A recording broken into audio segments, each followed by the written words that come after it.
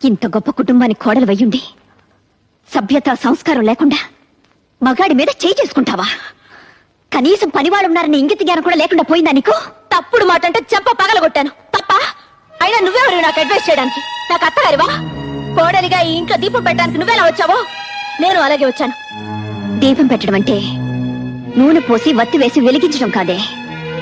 పోయే వరకు మనం బ్రతకాల్సిన ఈ ఇంటి పరువు మర్యాద కాపాడమేనే దీపం పెట్టడం అంటే. నువ్వు చెప్తే తెలుసుకోవాల్సిన స్థితిలో నేనేం లేను. నేను నీకంటే ఎక్కువ చదువుకున్న దాన్ని, నాగరికత తెలిసిన దాన్ని. నాగరికత అంటే అర్థం పెద్దవాళ్ళని గౌరవించకపోవడం, మగాన్ని చేయి చేసుకోవడం అనుకుంటున్నావా? కాదే.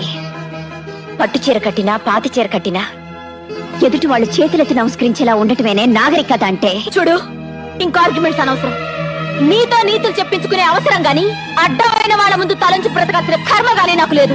నిన్ను తల ఉంచుకుని బ్రతకమండం లేదు. నిన్ను కట్టుకున్నవాడు తల దించుకునేలా ప్రవర్తించొద్దంటున్నాను.